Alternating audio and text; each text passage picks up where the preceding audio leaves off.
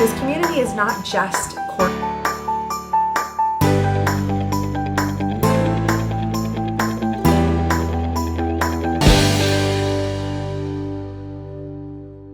Hi, everybody. Welcome to a special episode of the Perform Happy podcast. My guest today is Lisa Mitzel. She is a former elite gymnast. She was on a 4-time NCAA champion team. She has been the head coach of Stanford University, and now she works in the trenches with me, helping athletes to build mental toughness and to perform better in sport. So, Lisa, welcome to the show. Thank you so much, Rebecca. I have to say, I've seen you. I know I've even joined one of your initial webinars, and I love your positive energy, and I'm just really honored and happy to be here. Thank you so much for inviting me. Yes, thank you so much for being here. So your name has been, up in the social media world, kind of, hooked into this moment in time that we're in where Kara Eaker has just retired from gymnastics because of the mental repercussions of the abuse she was suffering at Utah, which I know is your alma mater. It's a place that I'm sure holds many beautiful, amazing memories. So can we just dive in there and kind of talk about, your connection with her and how you're feeling in this moment after, she has announced her retirement from sport? I take a breath because, this has been something for all of us, I think, in the gymnastics community, waking up to such a spectacular young woman in Kara Eaker, and the fact that she is suddenly retiring.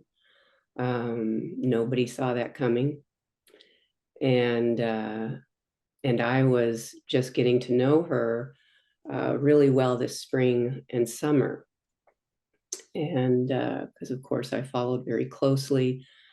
Not only did I compete for Utah and have some success there, but I hold Utah very dearly in my heart, and all the people that I've spent time with, years with, my teammates, and just the loving fans. It's just been so important to me. It's shaped a lot of my identity, and so I think this really does affect me in a specific way. I'm honored to be able to be a friend and a big sister and a guide for Kara. I think she has been so incredibly brave, and that's not saying nearly enough, for herself, and even Kim Tesson to speak up alongside her on such a personal and sensitive and important issue of any kind of abuse in sports. So I think one of the most difficult things is whenever we tie we're attached. We all, as human beings, we get attached to whether it's our identity, whether it's physical, material things like our home, our children. We get attached to many things in life, and certainly I've had a very strong attachment to Utah and deeply caring for all the athletes. I've been sort of a mentor and guide for a couple of the women through the years. And now I felt like I was maybe stepping into that role a little bit with Kara, however she wanted. And so now I think it's just a matter of all of us kind of processing what we're feeling, what she's feeling, and what's most important to her. What does she want to do moving forward? And so, yeah, it has been difficult for me, but I'm a big girl. I've been around for a long time, and I do this kind of work. I hear a lot of young athletes in pain. I hear parents who are confused, just as you do. And I hear coaches who are evolving and wanting to learn. And so all of us together, we're literally all in this together. And I think that it is a practice to use compassion for others, self-compassion for yourself. And I've got some wonderful things that I might share today about that. Um, because it can be hard when we feel like somehow we might have contributed to somebody else's pain. Again, whether you're a parent, a coach, somebody like myself, I was a gymnastics coach for many years. I still consider myself a gymnastics coach. I just did choreography the other day. And so I think that there's a lot that we can all continue to learn. So I think I'm kind of still in a learning place. Well, I mean, if you're not in a learning place, you're dead, right? Like that. Exactly. We all we don't know everything yet. I mean, I know I coached gymnastics for 15 years. I had a little baby career of coaching, like kind of mid-level optionals. And on year 15, I had my baby and, moved purely into the mental coaching side. And I looked back and went, I know nothing about what I am doing here. I knew less on, at the end of year 15 than I did in the beginning, because I became so aware of how much I did not know. Exactly. You become aware, and life experience, as I continue to, gain some wisdom here year by year, it teaches you what you don't know. And that's a very humbling, but also to me, a wonderful place to be, because I think I feel like I can really relate to a lot of people in the sense that I struggle too, and I think that that's also a place of wisdom that, as I continue to read books, listen to other podcasts, I'm just a really good listener, and then I reflect. And I think that that's something that we can maybe encourage, Rebecca, for coaches and parents especially, is that we build in some kind of reflection time. I meditate and I do all kinds of things, and I think that that has allowed me the space to honor my feelings, to process my thoughts, and to really take time to reflect on, okay, can I step out of my shoes? Can I look through the lens, through somebody else's eyes? And in this particular situation with Kara Aker and the University of Utah, I'm compelled to want to keep moving our culture forward and really looking through the athlete's eyes and seeing how can we better support student athletes at the academic level, at the institutional level, because who doesn't love college gymnastics? I mean, it's like one of the most thrilling, fun things that we can do is go live to a gymnastics meet. I was in Fort Worth this year and it was just thrilling, so. Oh my gosh. The most electrifying thing is taking a group of level 5 gymnasts to a college meet. Yeah. And they're all like, get me in the gym. Let me try. I want to work harder than I've ever worked in my life. I was like, girl, I want to put a leotard on after that. And it's like the goodness of the sport shows itself in college gymnastics for on the exterior, right? They're high-fiving. There's this culture of community that you never really see in the club level where it's dog eat dog. And you go, whoa, wait a second. You can actually love each other and work for something greater than just your own, perfection. It's a different dynamic, so cool. the team unity. And so but that's where we need to also look deeper, because you can't tell what's going on the inside when we are only looking at it from the outside. And that's where Kara and Kim are really, as difficult as these things are, is they're allowing us insight to viewing, where we have weaknesses, where we cause pain, and how can we, create a healthier environment that really and truly offers safety, protection, proper reporting lines, being able to instill and ensure the student athletes' safety and well-being, and mental health resources that are going to actually help them and stand up for them. Yeah. So, well, and I, of course, had the gut feeling of it takes more than, a couple of years in college. There's always a deeper story there. And the way that 8-year-olds are being coached. Mm. It's like this compounding of these little T traumas, of Yeah.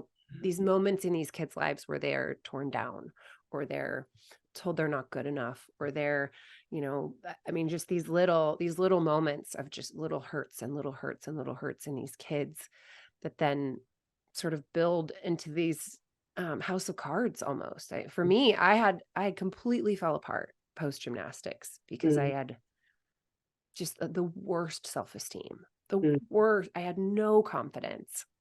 And I just look at these babies and I'm like, we got to do better. We're raising these kids. Coaches are raising those kids. And so what do you suggest? Put your coach hat on for a moment. What can we expect from coaches? What should we expect from coaches to be, raising our babies in these gyms? Well, this is a whole, decades and decades of a certain type of culture. And I think you brought that up in your notes and communicating with me, is how can we continue to develop the culture of gymnastics and sports in general. And I think when you ask about the coaches, it's a whole system. USA Gymnastics, and now of course NGA, wherever these kids are training, where's the standards and the oversight? And because the coaches, I've been one of them, and it's however we were brought up. And so they're, in many ways, they're dependent on the standards and the protocols and the policies and who decides all of that. So, what I do is I work from the ground up. And I think that's, if I can say for you, it sounds like, we're in the same boat there. And so we are in many ways echoing what the needs are, because we hear it firsthand from the kids. I've heard some coaches say, gosh, I don't think we're having that many problems. I think everything's good in the sport. Yet, because on a daily basis, I'm working with so many athletes and talking to parents. And then I also am working with some teams and coaches at different times, that on the ground level, I'm hearing more. I think they trust. It's a different environment. I'm not in a gymnastics gym very often. When I am, I love it. That just fuels me. It gives me the juice, right? But there's reason for us to continue to listen and allow the kids and the families and the issues on the ground level to help create curiosity, and to be able to start deeper conversations about what can we do more of, what do we need to do more of. One of the most common things that I teach and that I talk about is that the athlete's voice is the most powerful voice in the whole world for the rest of their life. Not their mom's voice, not their coach's voice, not their best friend's voice. It's their voice. And for us as coaches, for us as guides and support, positive support, is to develop little leaders. That I actually just did a post on Instagram today on my Zen Tiger Mind account, and it's called Little Leaders. And it says, that when we give a young athlete options, when we ask them questions, what do you think? When we say, okay, we can put your arms all the way up, or we can put them out to the side, and give them the choice. Now we're helping them to develop their mind. We're helping them to develop the thinking process. Okay. Instead of us telling them what to do, now we're helping them make decisions. Okay. Oh, I'm going to listen to my voice instead of just being told what to do. Right. And I think that that's one of the powerful things that we can do in helping to encourage coaches and parents. That I know I was a single mom of 3 kids. I understand we are task oriented. I'm doing the laundry, I'm doing the dishes, I got to get groceries, help with the homework. Oh, they need a bath, we need to get, you have soccer today. I mean, there's 100 things. Where are your shoes? Get in the Where are car. your shoes? Yeah. There's 100 different things. So how do they squeeze in time for, oh, now Lisa's saying I need to reflect, so I talk about family quiet time, start with 15 minutes once a week, family quiet time, no screens, and helping them to develop that peacefulness within. So now that grounds their children. Oh yeah, we have this peaceful quiet time. I like how that feels. Whether you're playing soft music, whether you're folding laundry together, maybe quietly reading a book, maybe there's a fire in the fireplace, cold winter is now, or cold weather starting. There's all kinds of ways that you can have quiet time. And then developing their minds and helping them to learn that they can lead themselves.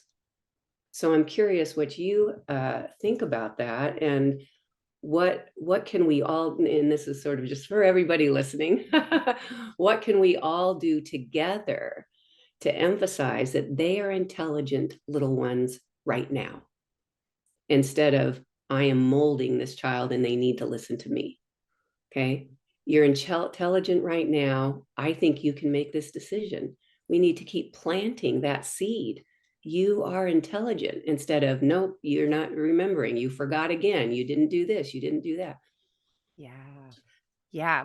I have these moments in the car on the way. My kids are 5 and 8. So we're just in the thick of, like, you should hear my Ring camera on my garage. Where are your shoes? We're running late. Get in the car. I'm like, if anyone saw that loop, it would not be probably the most flattering, but we're like task. And then we get in the car and last year, my older one forgot her backpack like 5 different times. I'm driving home, get the backpack, and we like drive across town. And finally I was like, okay, this is the last time I'm bringing you your backpack. I love you so much. And I'm going to ask you, do you have everything you need? And then you're going to be in charge. And she did not forget her backpack all year. And then here we are pretty well through the school year. Yesterday, forgets her backpack. And I go, okay, well, got your water bottle. I'll see you when you get home. And she was, oh no, no. But it's like those little things where, I want her to have that skill of, do I have everything I need at age 8 when the consequences are low? I want to say to her, like, I really want you to brush your hair. It looks like nobody loves you this morning. But this morning I go, well, you've got a brush. Are you going to brush it or you're not going to brush it? And I gave her that choice, and then she's going to get the moment where someone was like, oh, did you wake up in a ditch? I don't know. I have my own baggage, but it's like, I think those are those little empowerments with the little kids that then can turn into those bigger empowerments. Like, how do you want to approach this today? How do you want to attack this beam series that's giving you trouble? Where do you feel like you can start? What feels safe to you right now? What feels important to you? What are we going to let go in this moment? And to have kids that can go, do I have everything I need? Yes. Instead of, the snowplow parent that's like, all this stuff. And the coach is like, you have to do this. And the kids don't know how to think for themselves. It's like, it's hard to let go of our control as coaches, as parents, and allow them to maybe potentially make those mistakes.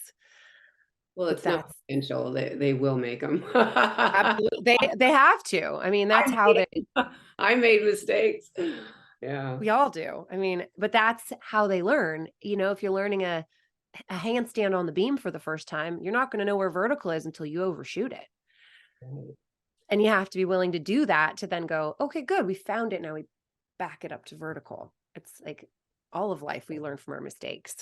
And what I'm hearing you say is that, yes, we can offer our kids the chance to make mistakes and let go. And I go to another place, is that we as adults need to embrace the mistakes. Because what we do is we often will see, and as a coach, this is very normal, right? Is that we see the kids' mistakes as a reflection of us. Mm-hmm. So if I'm coaching and my kid keeps failing, now that's reflecting on me as a coach. Mm-hmm. And maybe people are going to judge me. I'm not a good coach. I'm not good enough. Or if it's a coach in a gym where maybe they're not the head coach, or the owner has certain standards, and now they feel the pressure of the kids having to perform, whenever they say so. And so, when I coached at Stanford, I did have a thought and a feeling, because I want to say that somebody else said it. And my memory is that they said, I don't want to be, I'm trying to think of the phrasing, Rebecca, but I don't want my career to hinge on the willingness of a bunch of 18, 19, and 20-year-olds.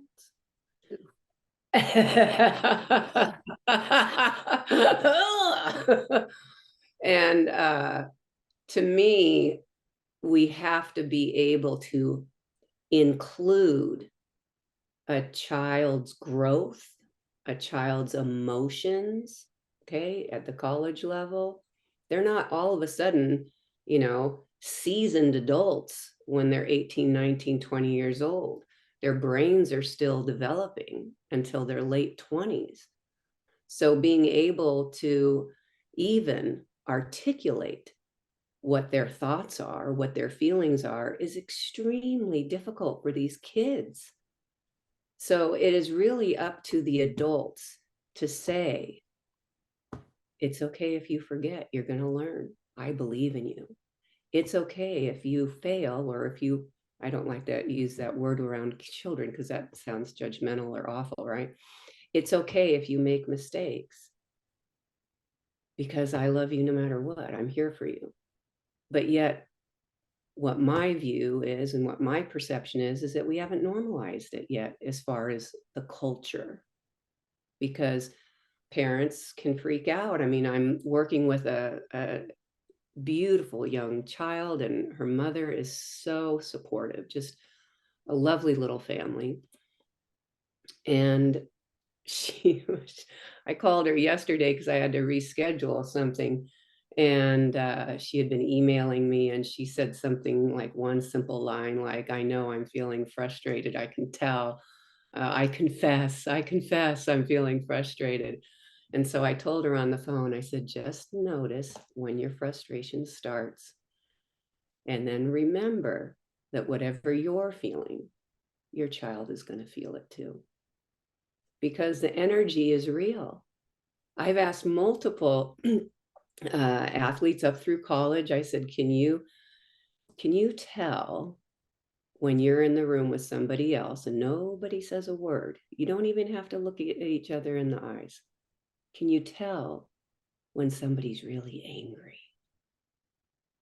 And they said, yes. And I've heard this many times. Can you tell when somebody's really sad? Yes. There doesn't have to be any words. You can just tell whether it's their body position. Body language is 80% of communication, right? Mm-hmm. Yeah. Whether it's just the quiet. Is it a heavy quiet? Is it a stiff, cold quiet? Or is it a warm, happy, it can be anything, right? So parents really, and coaches as well, all of us adults really need to embrace kids making mistakes, that this is part of the process, and it's always a wonderful learning opportunity. So I know I have a therapist, she's an energy healer and a therapist, and she's just fabulous, and she has the most gentle voice. And she says, whenever I share something with her that maybe is a little bit difficult, she'll say, as it should be. As it should be, and all will be well, and she's just, because we wake up the next morning, right? We have another chance. We get to learn. Yes. I love to kind of, when the kids are in the what if I don't have my skill by the meet? And what if, then sometimes we'll break it down and go, well, how long will that feel bad? Mm. How long will that feel bad? And they go, well, probably at least until like dinner, or maybe a week, or, maybe 2 weeks or whatever. They'll tell me sort of like, I will feel bad. If I fall on beam at the meet, I will feel bad for probably till the next day. Mm. I go, okay, good. And then what will you do? And then, well, I will get up and go to school and then go to practice and go home and eat dinner. And it's like, it will just be what it is. And there will be this moment where it feels bad and hard. And then I will climb in bed and go to sleep, and life will continue to proceed. And, mom's not kicking you out of the house, right? They're like, no, coach isn't going to kick you off the team. No, your friends are going to still love you. Yeah. Just to be able to look at it like a dot on the line of life Yeah, to be rather able to than, observe yourself. I think that self-observation is so important. I'm so glad that you do that with the kids, because then you're taking the emotion out of it and you're just kind of watching, okay, yeah, so then this happens and then that happens and I'll get over it. I'll go to bed.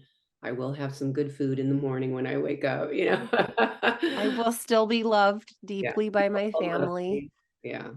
Yeah. Yeah. And then it feels like, okay, that freedom to fail, the big F word, fail, freedom to, I like to actually encourage these like real tightly wound perfectionists to not just accept it, but legalize it. Like, we're legalizing failure. Failure is now not only allowed, but it's even encouraged, because it means you're kicking high enough in that handstand.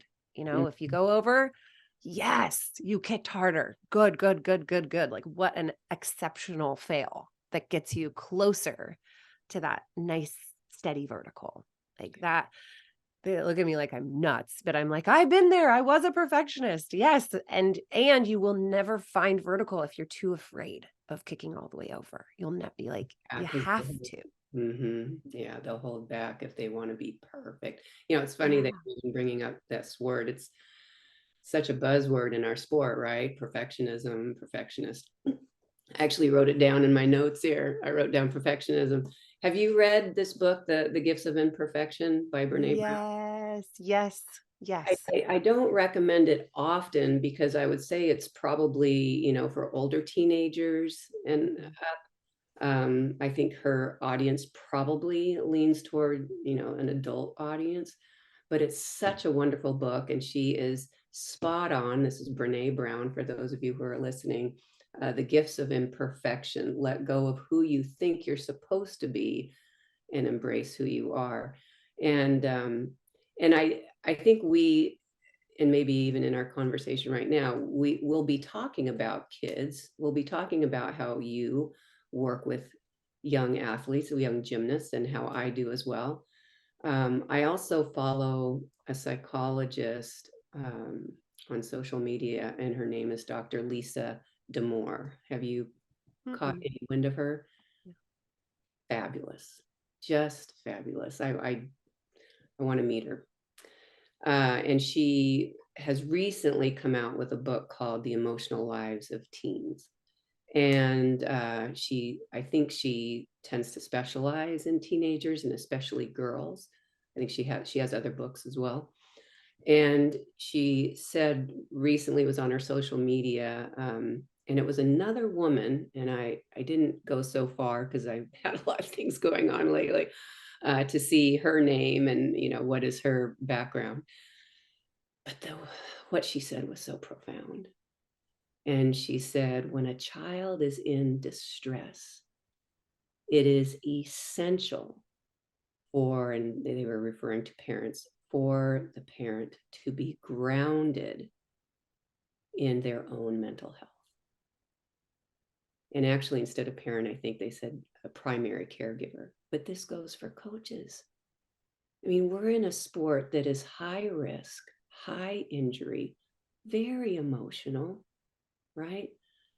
And for the coaches to be grounded in their own mental health, managing their own mental well-being is essential. And so from the beginning of our discussion today, our conversation, we're talking about what can we do? What can coaches do? What can our system, USA Gymnastics, do? And to me, this is this, I don't know, kind of this calling let's give the coaches some type of mental health education. Let's give them some programs and require that. So it's not just only attending, whether it's a regional or national congress, because you and I both speak at these things, but it is also a process for themselves to take time, take a course, and we give them safe sport safety, but they, in order for them to guide these children, okay, yes, keep them physically safe, understand, abuse and all these other things, right? Harassment and grooming and all these things. But how do you positively guide them? Because you start with protection, but then we have to guide them. And coaches often, I don't know about your experience, I'm listening, but coaches still feel that they don't really have all the tools. I mean, because mental health is now such a big buzzword these last few years, I think that there's more interest, there's more conversation. I think there's more people supporting it. But I think now we have to go to the place of education and requirement, right? In terms of them being grounded in their own management of emotions, their own sense of emotional intelligence. So that's where I'm at, is really supporting that kind of movement going forward. Absolutely. It makes me think of the context we set as grownups in a room of kids, or even grownups in a room of grownups. That I've heard it explained as like, we, the leader, whoever the sort of designated leader is, the mom, primary caregiver, the coach, we're the bowl, and then the kids are the jelly beans in the bowl, and we hold it. and I remember days where I had level 7s on beam, and I was like, what is wrong with these kids? They are like, they're just not like, where are the 5s? Get like, is it time to rotate? This group's driving me completely insane.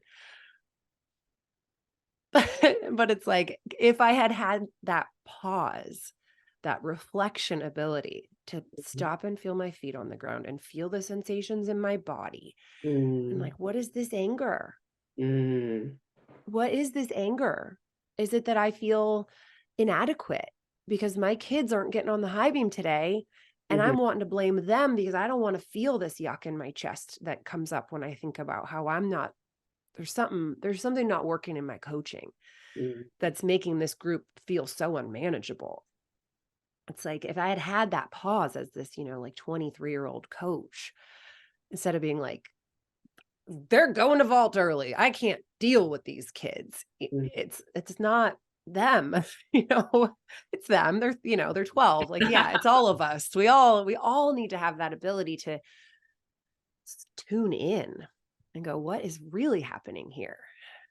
Well, I think there's possibly, and maybe this is a good subtopic here, a perception that coaches are the authority, and that means that they're supposed to control the kids' behavior at all times. And yet, you can never control another human being. That's not healthy.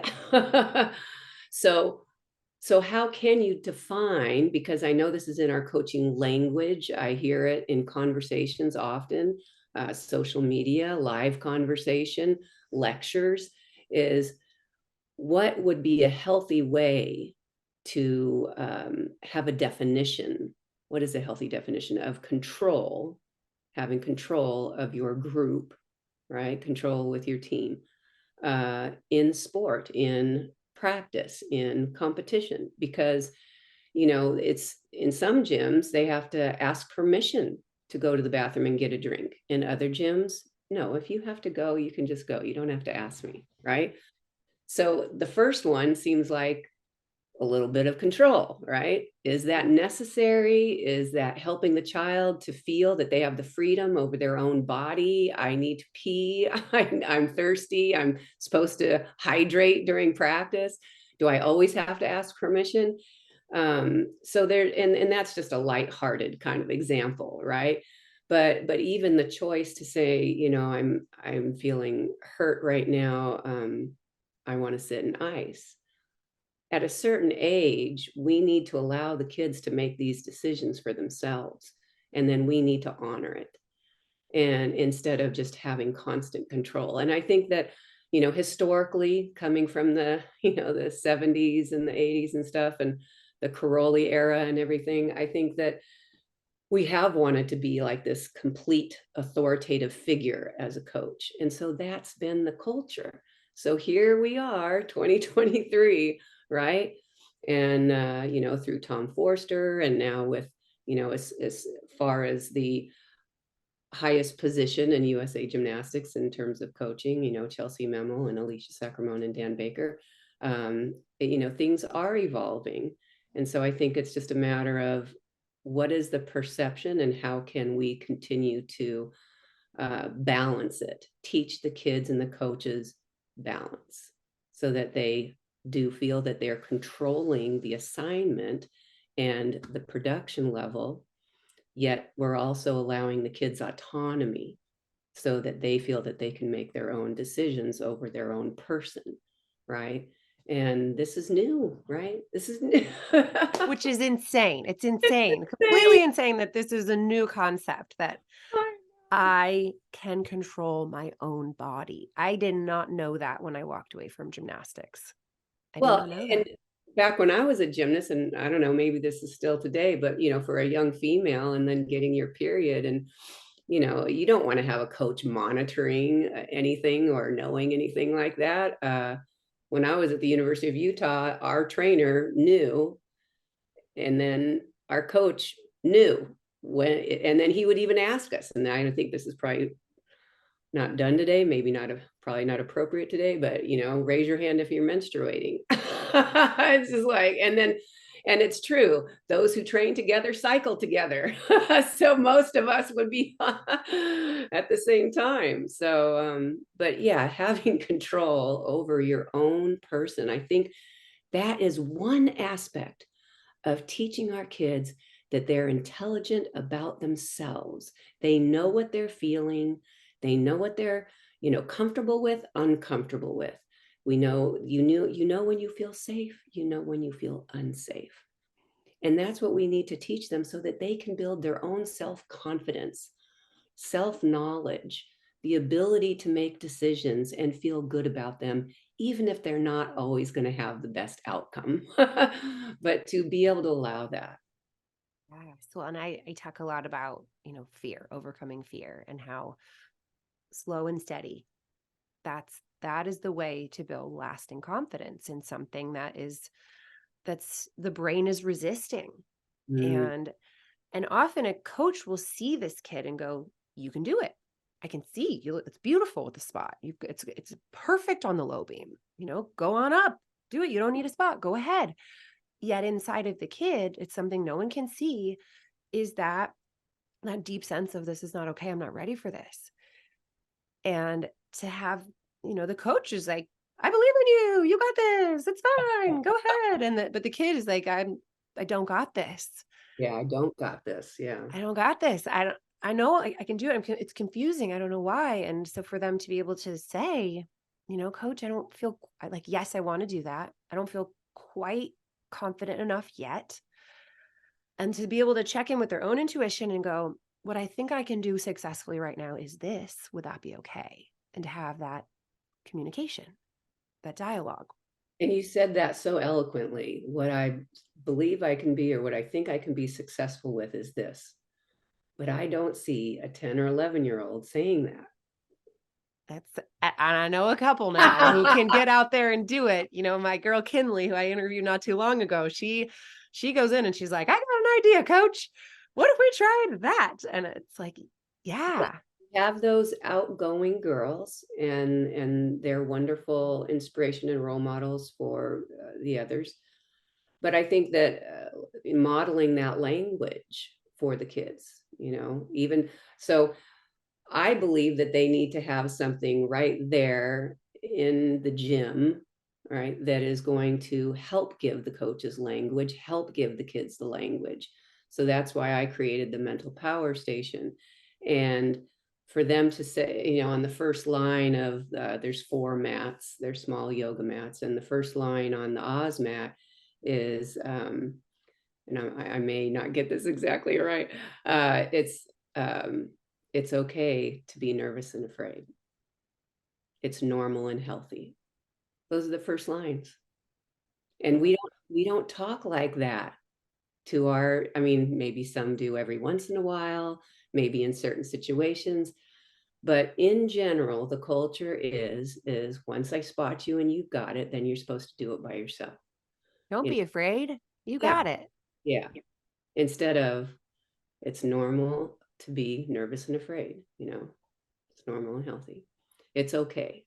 And I think the more that we say that, if we have it on the wall, because this is my thing, is that, and this was a light bulb moment about, I don't know, 4 or 5 years ago, I was at a gym in the LA area doing some clinics with the kids. I had coach seminars and parent clinics as well. And anyway, they had the scores, like maybe from a state meet or something. Maybe it was level 7s or 8s, stapled all together, pages and pages, stuck to the wall. And you could go up there and flip through it. You could find every girl on their team, plus every other single girl that was in the competition. And as you know, and all our listeners know, that you go into gyms and you see equipment. This is where the work happens. This is where the sweat happens, right? This is where achievement happens, right? This is the work. And then you see the banners hanging, and you see trophies, and you see maybe plaques, and you see maybe logos or some kind of something that's signifying the scholarships and the colleges that they've, it's all about achievement, right? Inspiring, right? This is what we do. But where does it say on the wall, it's okay to be nervous and afraid? It's normal and healthy. Mm. Where does it say that? Mm. And, I breathe in, I am calm. I breathe out, I'm in control. I choose, I decide what I want. A lot of these phrases that I've chosen and selected and put on these yoga mats, and that they're multifunctional. They can either go on the wall with Velcro, or you can pull them off the wall and take them over to beam, make a side station. It's really important that we give them the language, and it's a mental power station, like a station in the gym that you can create. And the coaches have found that this is really, really helpful for them too. Because again, from what we said earlier, the standards, policies, and education have not gotten there yet. We're getting there to really educate and require the coaches to understand emotional intelligence, to understand what does it sound like to be compassionate. Yeah, how do we practice that? And I think that this is something that, we're all still growing and learning, and it just takes all of us together, to implement, to encourage, to celebrate. Let's celebrate the mental and emotional side, not just the physical achievement, right? Yeah, and we send out these little 10, 11, 12-year-old warriors with their newfound baby voice that they're going to share with their coach and create a ripple effect that changes the way that coach coaches the next kid who's scared. Amen. Yes. Yeah. And it does. It really can. If even just one coach in a gym, if the other coaches are open to it, they can share, what they're learning, what they're implementing, the results that they see. I mean, really, it's, and any coaches listening, it is so profound and just really awe-inspiring when you see that light bulb moment in a coach, when you see that light bulb moment in a child, right? That's what it's about. It's about growth. It's about transformation, right? It's not just about, did you stick the landing? Yes. Yes. Because there's going to be a day where you hang up your leotard and who are you walking out of that gym? That's who I'm coaching, is that 22-year-old girl who's in a situation where she gets to have a voice and keep herself safe. That's the girl I'm coaching. Yeah, she'll get her back handspring on the beam and she'll get to compete. But I'm talking about, like, the girl that I wish I didn't have to be in my mid-20s before I could find. Yeah. Yeah. Leading Wonderful. themselves. Yeah. Yeah. Emotional intelligence. Well, Lisa, if people want to find your amazing materials, your support, your stuff, Yeah. where do they go? Where should they follow you? Thank you. Well, I put out 2 books, the focused books, Focused and on Fire, is the athlete's guide to mental training and kicking butt. And also that is primarily for the athletes, but coaches and parents really love it too. And it has exercises and all that. And then Focused and Inspired is the second book, keeping our athletes safe in a win at all costs world. So both of those books and all of my materials are on the zentigermind.com website, and you can go to the shop. Also, if you want to work with me one-on-one or do any kind of clinics, you can go to lisamitzel.com and you can send me a message through there. I'm also on Instagram and Facebook and those socials, so you can look up at Mitzel_coach. That's my personal business of coaching, and then Zen Tiger Mind at Zen Tiger Mind is the other business with all the mental training and mental health equipment, and we're selling various things that are really helpful. We have a mini, this is the new thing, I haven't put it in the store yet online, but it's a mini mental power station, and it's a packet that they get with sheets of replicas of the mental power station mats, which is breathe in, relax, positive self-talk, visualize, and overcome nerve sphere and mental blocks. And then it has some other exercise sheets, some color sheets with positive messages, and they get stickers and a magnet and all that kind of stuff. So Oh, cool. I love that. It's so creative. And I just like every little way we can drip a little more mental toughness, mental health into these gyms. yeah, It's just so well, great. I grew up just surrounded. I'm one of 7 kids, with of course my siblings, my loving parents, but in the house on the walls they'd have pictures, posters, plaques, little things that was all about love and compassion and patience, and God loves you and different things like that. And I really believe that when you surround yourself with all the positive messages, so we have new t-shirts and tanks that say, I have all the power and I'm calm and in control. And I think that, wearables are really wonderful. It reminds you, and, the kids, of course, love getting new leotards, but these messages on the shirts that we have are really wonderful to help develop their minds and to use that self-talk. I have all the power. I lead myself. So During COVID, I bought a whole slew of shirts that said, good things are coming, choose happy. I was like, I'm going to wear my way out of this depression. Dang it. Whatever I can do. well, thank you for asking, Rebecca. Yeah, so people reach out to me. I would love to support you in any way, and I'm just again delighted to be here with you, Rebecca. And she's doing it. You are doing incredible work, and I think that this whole culture of that's evolving from some of the strictest standards to now going towards balance. And I honor and support every coach who is on their own journey and wanting the support, because I want to be here for you. And I think that, again, we're all in this together. So good. It just makes the mission feel doable when, Yeah, we're in this army together. here we Great. Thank go. you, Lisa, so much for spending your time with me today. Thank you so much. I'll see you around.